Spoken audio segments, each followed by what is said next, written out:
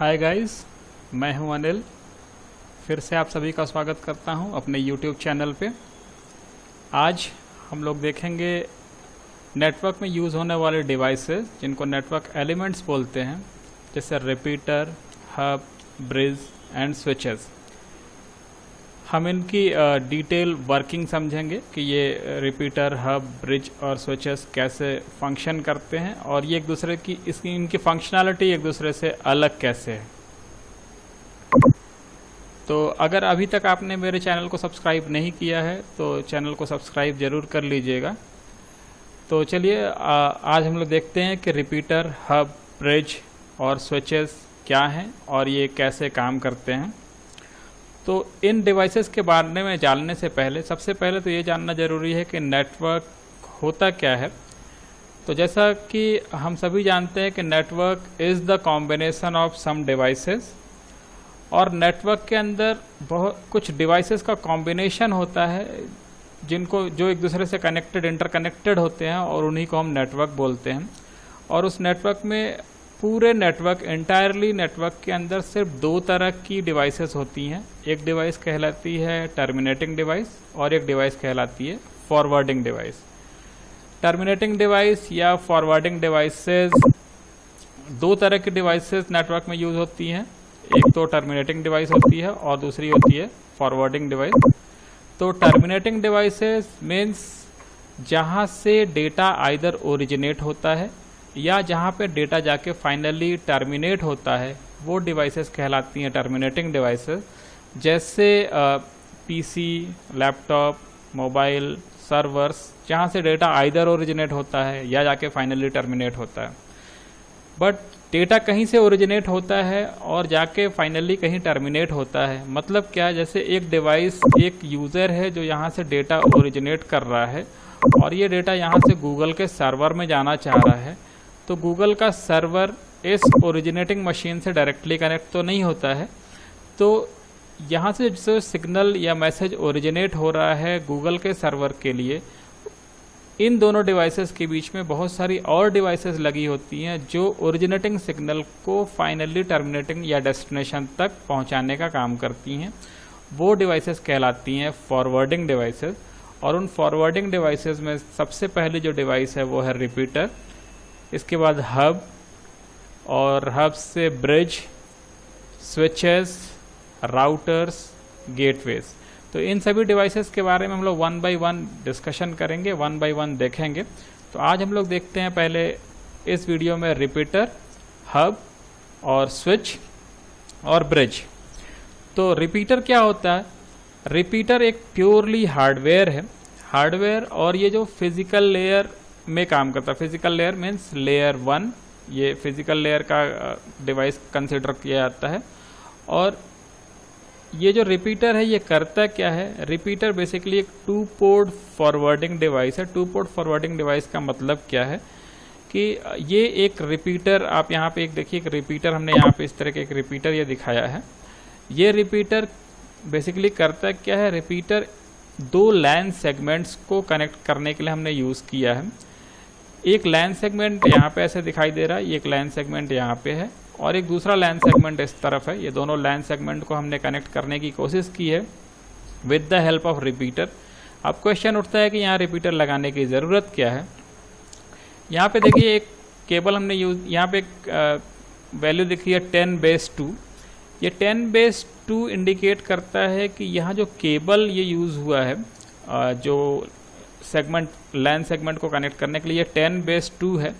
10/2 का मतलब है कि 10 Mbps का बैंडविड्थ अवेलेबल है यहाँ पे, और 200 मीटर, 2 मीन्स 200 मीटर तक मैक्सिमम डिस्टेंस तक ये सिग्नल विदाउट एटेनुएशन ट्रेवल कर सकता है। Base means base band. Base band का मतलब है कि यहाँ पे एक बार में एक ही सिग्नल ट्रेवल करेगा। अगर यहाँ पर 10/5 होता तो ये 10 Mbps 500 मीटर तक ट्रेवल करता। 10/T होता तो 10 Mbps 100 मीटर तक ट्रेवल करता। 10/F होता तो फाइबर, ये केबल फाइबर होता, और 10/35 होने पे 3.5 किलोमीटर तक ये ट्रेवल करता। तो ये केबल का स्पेसिफिकेशन के हिसाब से 10/2 यहाँ हमने इसलिए दिखाया कि अगर ये PC0 कोई एक मैसेज सेंड करता है इस PC1 के लिए, जो यहाँ से मान लेते हैं 300 मीटर के डिस्टेंस पे है, तो 200 मीटर तक पहुँचते ही ये सिग्नल जो यहाँ से ओरिजिनेट ऐसे जा रहा था इसके लिए, ये सिग्नल यहाँ तक पहुँचने से पहले ही एटेनुएट हो जाएगा। तो उसके लिए हमने यहाँ पे एक रिपीटर प्लेस कर दिया। अब ये रिपीटर करता क्या है, ये रिपीटर जो सिग्नल यहाँ से जिस पावर का सिग्नल जनरेट हुआ था, वो पावर जब वो सिग्नल जब यहाँ पहुँचता है रिपीटर के पास, तो रिपीटर उस सिग्नल को रीजनरेट करके वापस से फॉरवर्ड कर देता है दूसरे डायरेक्शंस में। अब आपके दिमाग में ये क्वेश्चन आएगा कि ये काम तो एम्पलीफायर भी करता है, तो रिपीटर एम्पलीफायर से अलग कैसे है? रिपीटर और एम्पलीफायर दोनों एंटायरली डिफरेंट, दोनों बिल्कुल अलग चीज़ें हैं। एम्पलीफायर के अंदर जो इन्फॉर्मेशन होती है, इन्फॉर्मेशन के साथ जो नॉइज़ होती है वो भी एम्पलीफाई होती है, और एम्पलीफाई होने के साथ साथ जो ओरिजिनल सिग्नल की स्ट्रेंथ है उस स्ट्रेंथ से डबल, ट्रिपल, क्वार्ट टाइम या हाफ कुछ भी हो सकता है। जैसे यहाँ से कोई सिग्नल आ रहा है, उसका पावर सपोज 10 है, तो यहाँ पे वो पावर 20 भी हो सकता है, 30 भी हो सकता है, 40 भी हो सकता है, या 5 भी हो सकता है। बट रिपीटर के केस में अगर यहाँ पे कोई सिग्नल x पावर का है, तो यहाँ पे भी वो x पावर का ही रहेगा। रिपीटर करता क्या है कि जो जैसे ही सिग्नल इसके पास रिसीव होता है, वो बिट फॉर बिट रीजनरेट करता है और उस रीजनरेट सिग्नल को फॉरवर्ड कर देता है दूसरे डायरेक्शन में। अब इसके अंदर जब भी आप किसी डिवाइस की वर्किंग को कंसीडर करते हैं तो 2-3 पैरामीटर होते हैं। पहला तो होता है फॉरवर्डिंग के अलावा एक दूसरा पैरामीटर जो होता है उसको बोलते हैं हम लोग फिल्टरिंग। एक फिल्टरिंग होगा, तो देखते हैं यहाँ फिल्टरिंग होता है या नहीं। अगर फिल्टरिंग इसके अंदर पॉसिबल है या नहीं है इसके अंदर, तो रिपीटर के अंदर किसी भी तरह की फिल्टरिंग नहीं होती है। फिल्टरिंग का मतलब क्या है कि इंफॉर्मेशन जो यहाँ से ट्रेवल होके इस रिपीटर के पास आ रहा है, वो ये रिपीटर उस इंफॉर्मेशन को आगे जाने से रोक पाता है या नहीं रोक पाता है। तो रिपीटर किसी भी तरह की फिल्टरिंग नहीं करता। उसके एक पोर्ट से इनपुट इन होगा और दूसरे पोर्ट से वो आउटपुट निकल के चला जाएगा। तो ये रिपीटर की वर्किंग है। रिपीटर के अंदर फॉरवर्डिंग होती है, किसी भी तरह का फिल्टरिंग पॉसिबल नहीं है। रिपीटर के अंदर जो सबसे बड़ा ड्रॉबैक है कि इसके अंदर जब सिग्नल यहाँ से ट्रेवल हो रहे होंगे इस एंड पे, तो यहाँ पे कोलिजन मैक्सिमम आकर होने के चांसेस होते हैं, क्योंकि यहाँ पे किसी भी तरह का कोई स्टोरेज मैकेनिज्म नहीं होता है। अगली डिवाइस है हब भी आप हब को ऐसे समझिए कि हब जो है एक मल्टी पॉइंट रिपीटर है। जो काम रिपीटर कर रहा था वही काम हब करता है, लेकिन हब एक मल्टी पॉइंट रिपीटर है। मल्टी पॉइंट रिपीटर, और इसके साथ साथ हब दो तरीके के होते हैं। एक तो होता है एक्टिव हब और एक होता है पैसिव हब। एक होता है एक्टिव हब और एक होता है passive hub. Passive hub simply एक कनेक्टर जैसा ट्रीट किया जाता है, और एक्टिव हब को फिजिकल लेयर का डिवाइस कंसीडर किया जाता है। एक्टिव हब और पैसिव हब में क्या फ़र्क है? एक्टिव हब जिसके अंदर पावर की रिक्वायरमेंट होगी, और पैसिव हब जिसके अंदर पावर की रिक्वायरमेंट नहीं होगी। एक्टिव हब के अंदर पावर की रिक्वायरमेंट होती है और पैसिव हब के अंदर पावर की रिक्वायरमेंट नहीं होती। बगैर पावर ये चलता है। बगैर पावर चलने का मतलब ये सिंपली एक कनेक्टर होता है, जो जहाँ पे रिक्वायरमेंट है वहाँ पे इसको अप्लाई कर सकते हैं। एक्टिव हब क्या है और इसकी वर्किंग कैसे है? एक्टिव हब समझने की ज़रूरत है कि एक्टिव हब काम कैसे करता है। एक्टिव हब का यूज़ जनरली हम लोग जब स्टार टोपोलॉजी में लैन बनाते हैं तो वहाँ पे एक्टिव हब को यूज़ करते हैं। हमने वही एग्जांपल यहाँ पे लिया, एक हब को सेंट्रली प्लेस किया है और ये PC0, PC1, PC2, PC3 को इसके साथ एक dedicated link straight copper through cable से कनेक्ट कर दिया है। ये हब के अंदर भी यहाँ पे RJ45 कनेक्टर के पोर्ट्स होते हैं, ईथरनेट पोर्ट्स होते हैं, और ये ईथरनेट पोर्ट्स से ये PC NIC पोर्ट के थ्रू कनेक्ट हो जाती है। और इस तरीके से ये हमने 4 PCs दिखाए हैं जो हब से कनेक्टेड हैं। अब अगर कोई भी पीसी किसी दूसरे पीसी के लिए कोई मैसेज सेंड करना चाहता है, मान लेते हैं पीसी 0 पीसी 2 के लिए एक मैसेज सेंड करना चाहता है, तो पीसी 0 को पीसी 2 तक मैसेज सेंड करने के लिए पीसी 2 का एड्रेस चाहिए होगा। यहाँ पे जो एड्रेस यूज़ होगा, क्योंकि ये डिवाइसेस डायरेक्टली कनेक्टेड हैं, तो यहाँ पे जो एड्रेस यूज़ होगा वो एड्रेस कहलाएगा मैक एड्रेस। अभी आपको एड्रेस का कॉन्सेप्ट अगर नहीं क्लियर है तो एड्रेस का कॉन्सेप्ट समझने के लिए एक और वीडियो डाली जाएगी, उस वीडियो को आप ध्यान से देखेंगे तो आपको MAC address, IP address, port addresses, इनका कॉन्सेप्ट क्लियर हो जाएगा। तो यहाँ पे PC0 और PC2, अभी आप ऐसे समझिए कि PC0 और PC2 दोनों डायरेक्टली कनेक्टेड हैं। तो डायरेक्टली कनेक्टेड डिवाइसेस के बीच में जो कम्युनिकेशन होता है, तो वहाँ पे जो एड्रेस यूज़ किया जाता है वो एड्रेस होता है मैक एड्रेस। तो PC0 PC2 का मैक एड्रेस लिख के जो भी इंफॉर्मेशन होगा उस इंफॉर्मेशन के पहले वो एक एड्रेस लगाएगा। एड्रेस में सोर्स मैक एड्रेस में अपना एड्रेस, PC0 का मान लेते हैं मैक एड्रेस रेड है, हालांकि मैक एड्रेस एक 48 बिट का एक हेक्साडेसिमल नंबर होता है, बट यहाँ पे हम लोग ऐसे कंसिडर कर लेते हैं कि PC0 ने सोर्स मैक एड्रेस लिखा रेड और डेस्टिनेशन मैक एड्रेस जो इस डिवाइस का डेस्टिनेशन मैक एड्रेस है, इसका मान लेते हैं मैक एड्रेस है ग्रीन। तो सोर्स एड्रेस रेड लिखा गया और डेस्टिनेशन एड्रेस ग्रीन लिखा गया और ये मैसेज यहाँ से सेंड होके आ गया हब के पास। हब इस मैसेज को कैसे यहाँ पे डिलीवर कराएगा? हब को इस मैसेज को डिलीवर कराने के लिए सबसे पहली चीज़ ये पता होनी चाहिए कि हब इन मैसेजेस को, इन एड्रेसेस को रीड कर पाए। बट अनफॉर्चुनेटली हब किसी भी तरह के मैक एड्रेस को रीड नहीं कर सकता या नहीं कर पाता, क्योंकि हब फिजिकल लेयर के डिवाइस है और MAC addresses data link layer यानी लेयर 2 की डिवाइसेस रीड कर पाती हैं। तो हब जो फिजिकल लेयर डिवाइस है वो किसी भी तरह के मैक एड्रेस को रीड नहीं कर पाएगा। तो जब हब मैक एड्रेस को रीड नहीं कर पाएगा तो हब उन मैसेजेस को कैसे किसी डिवाइस तक डेस्टिनेट करेगा? इसका सिंपल सा फॉर्मूला क्या है?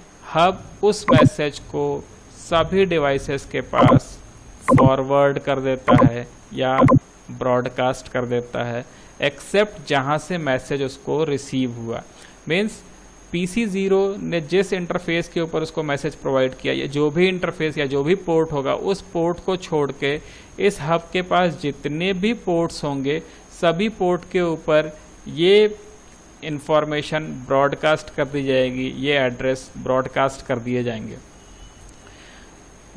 ये डिवाइस है जो जिन डिवाइसेस को ये इंफॉर्मेशन या ये मैसेज मिलेगा वो डिवाइसेस इन रेड और ग्रीन को रीड कर सकती हैं।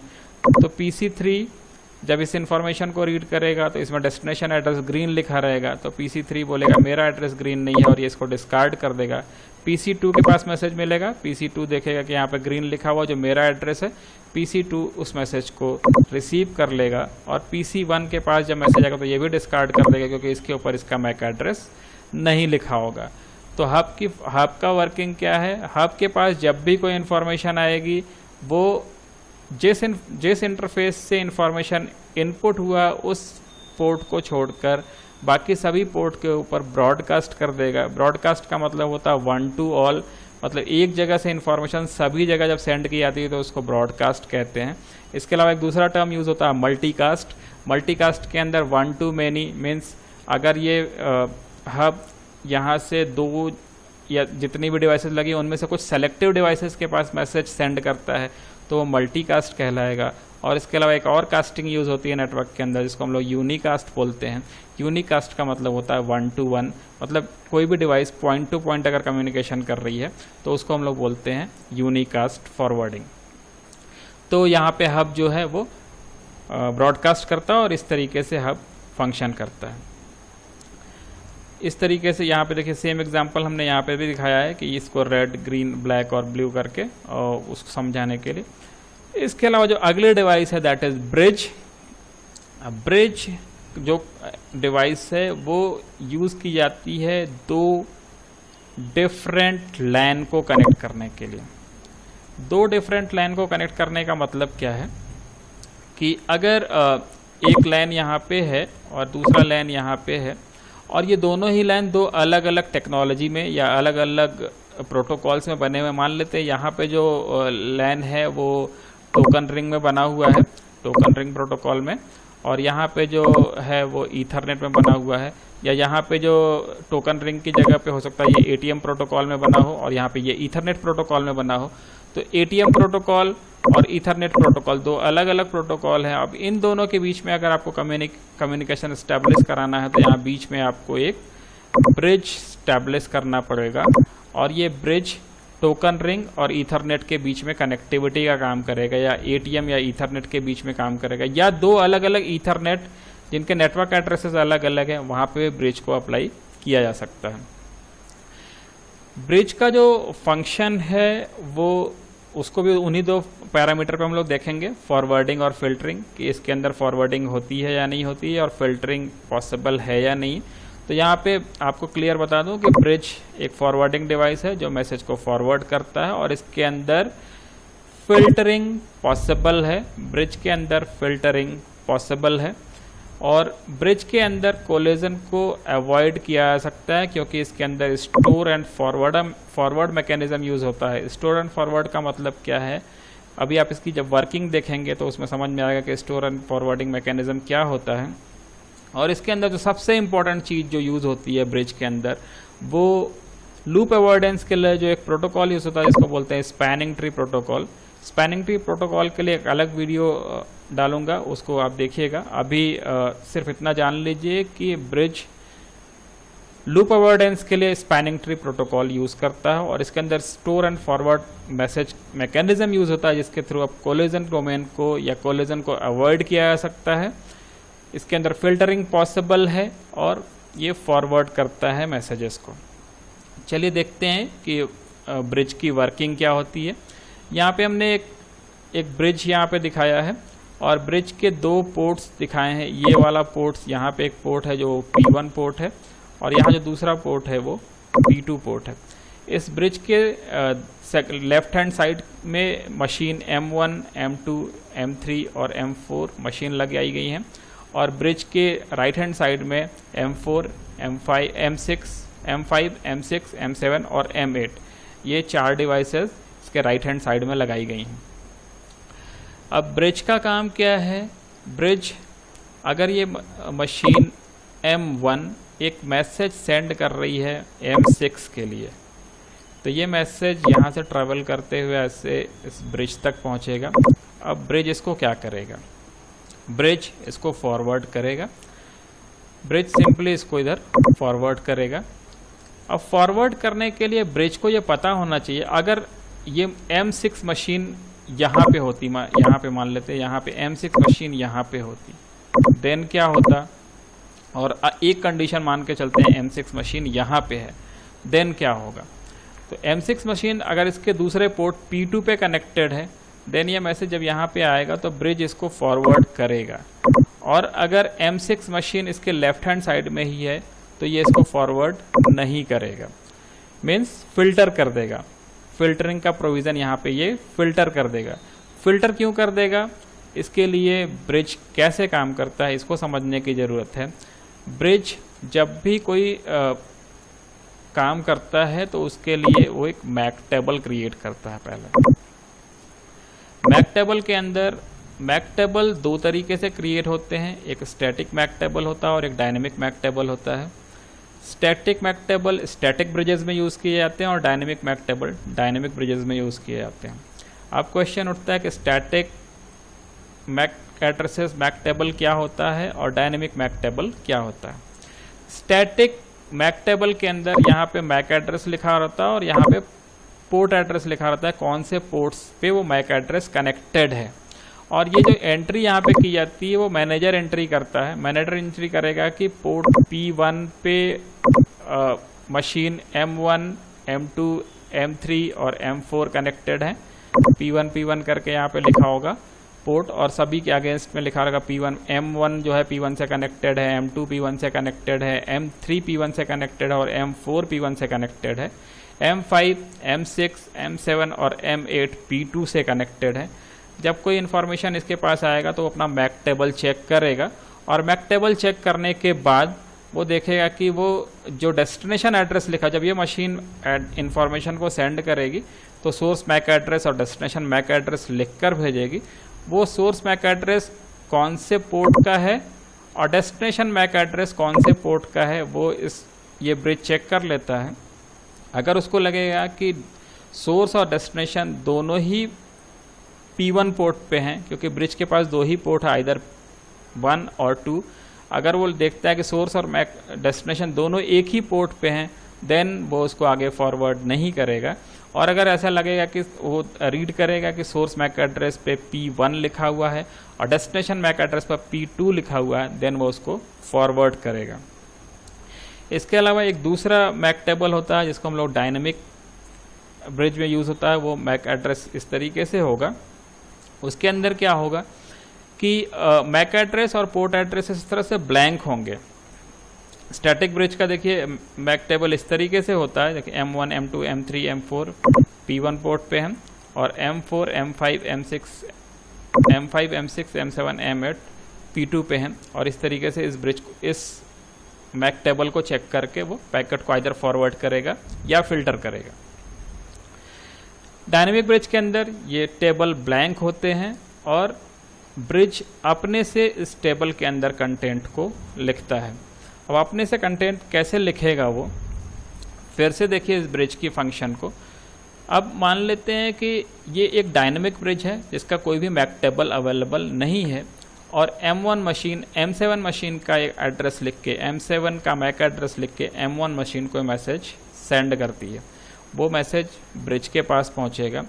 अब ब्रिज के पास जब किसी भी तरह का मैक टेबल नहीं है, देन वो क्या करेगा, इनिशियली वो इस मैसेज को दोनों ही डायरेक्शन में ब्रॉडकास्ट कर देगा, क्योंकि उसको ये पता ही नहीं है कि M7 P2 से कनेक्टेड है या P1 से कनेक्टेड है। क्योंकि ये डायनेमिक ब्रिज है जिसका कोई भी मैक टेबल पहले से क्रिएटेड नहीं है, तो ब्रिज क्या करेगा कि उस जो भी इंफॉर्मेशन इसके पास आई उसको दोनों ही डायरेक्शन में वो ब्रॉडकास्ट कर देगा।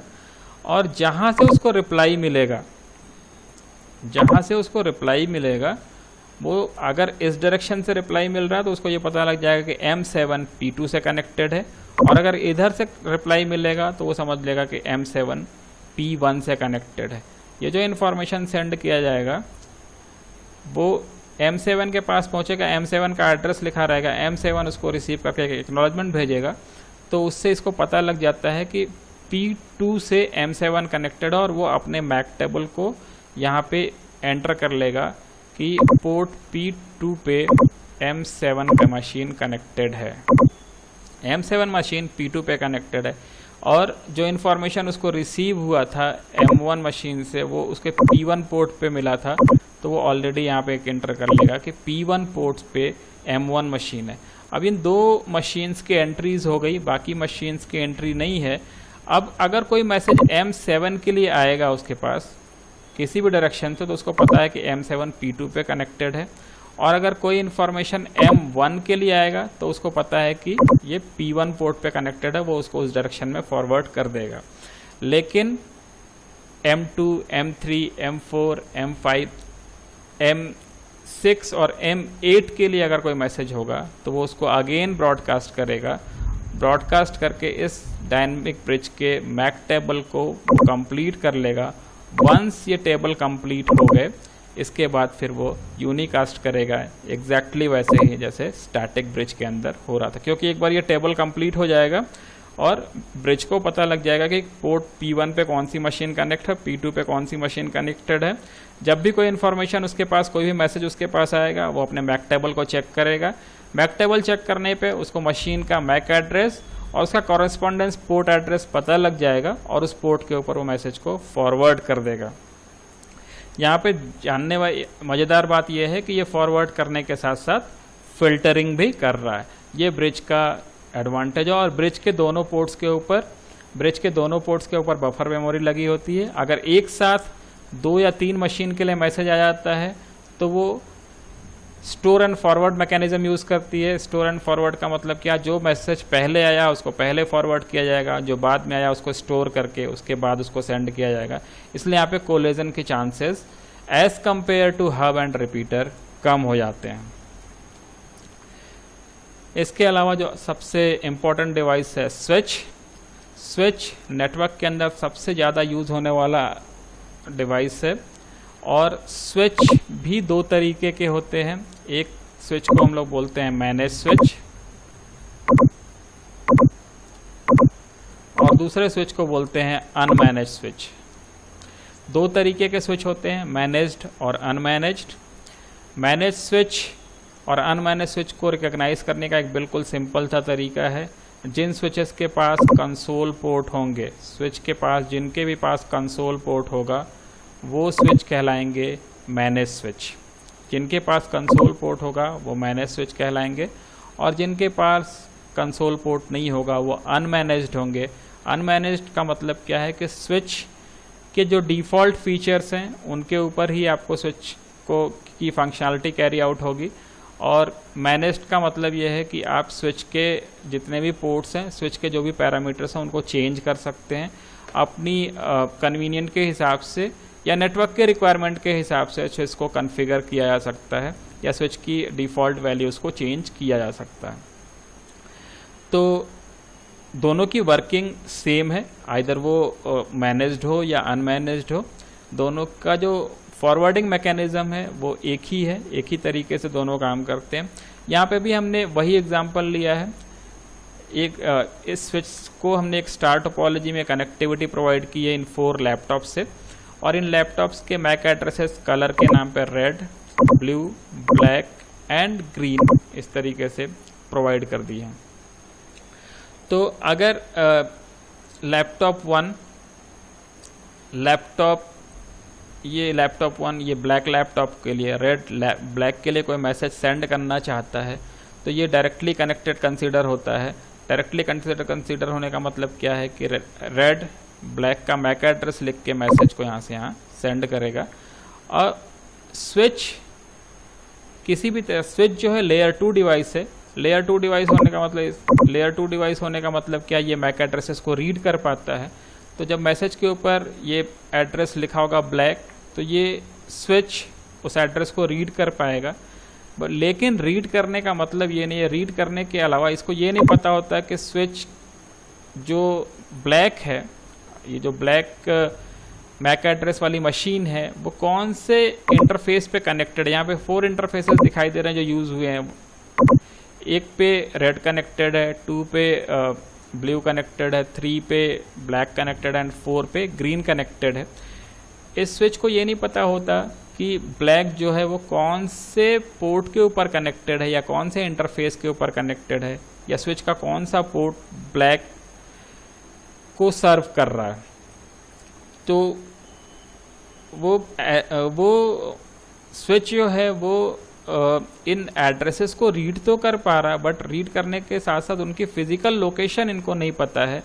देन स्विच क्या करता है, स्विच अगेन वही काम करता है जो डायनेमिक ब्रिज कर रहा था। ये इसको ब्रॉडकास्ट कर देगा सभी पोर्ट्स पे, जहाँ से मैसेज आया उसको छोड़ के बाकी सभी पोर्ट्स के ऊपर मैसेज को ब्रॉडकास्ट कर देगा। ब्रॉडकास्ट करने के बाद इस जो मैसेज है उस पर लिखा हुआ डेस्टिनेशन एड्रेस ब्लैक, जब ये ग्रीन को मिलेगा तो ग्रीन इसको डिस्कार्ड कर देगा, ब्लू को मिलेगा तो ब्लू भी डिस्कार्ड करेगा, बट ब्लैक को मिलेगा तो ब्लैक उसको रिसीव कर लेगा। और इस स्विच को ये पता लगेगा कि जो मशीन जिसने इसको रिसीव किया है वो पोर्ट नंबर 3 पे कनेक्टेड है, तो वो अपने मैक टेबल को क्रिएट करेगा कि 3 पे ब्लैक कनेक्टेड है, 2 पे। इसी तरीके से सभी तब तक ये ब्रॉडकास्टिंग चलती रहेगी जब तक ये पूरा मैक टेबल इस तरीके से कंप्लीट नहीं हो जाता। जब ये पूरा मैक टेबल कंप्लीट हो जाएगा देन ये यूनिकास्टिंग शुरू हो जाएगी और जितने भी तरह की ब्रॉडकास्टिंग हो रही है वो सभी तरह की ब्रॉडकास्टिंग बंद हो जाएगी और सिर्फ यूनिकास्टिंग होती रहेगी। तो यूनिकास्टिंग होने के बाद अब क्वेश्चन ये उठता है कि अगर किसी ने इस लैपटॉप ब्लैक की जगह पे ग्रीन और ग्रीन की जगह पे ब्लैक को इंटरचेंज कर दिया, देन क्या होगा, क्योंकि टेबल में इस तरीके से कनेक्टेड है कि ब्लैक 3 पे है और ग्रीन जो है ये 4 पे है और यहाँ पे ग्रीन लिखा हुआ है 2 पे। तो मान लेते इसको हमने इंटरचेंज कर दिया, ब्लू और ब्लैक को हमने इंटरचेंज कर दिया, यहाँ पे फिजिकली वहाँ पे चेंज कर दिया, बट मैक टेबल के अंदर 3 पे अभी भी ब्लैक लिखा हुआ है, 4 पे अभी भी ब्लू लिखा हुआ है। तो जब इसके लिए कोई मैसेज यहाँ से डिलीवर होगा तो स्विच अपने मैक टेबल को देख के मैसेज को डिलीवर करेगा।